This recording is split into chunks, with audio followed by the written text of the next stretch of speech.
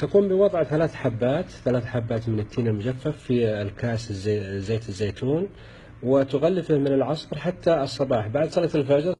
طبعا في الصباح تقوم بأخذ حبات التين من زيت الزيتون وتأكلها، وتبقي الزيت كما هو، وتكرر العملية يوميا.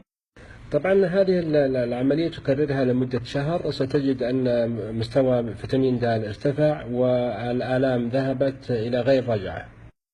هذه الطريقة أيها الأحبة مجربة وتفيد بإذن الله عز وجل في القضاء على كثير من الآلام في العظام والمفاصل وآلام الظهر ناتجة، لأن كثير من الآلام في العظام والمفاصل وآلام الظهر ناتجة عن نقص فيتامين د ونقص الكالسيوم، ستزول بإذن الله عز وجل مع هذه الوصفة.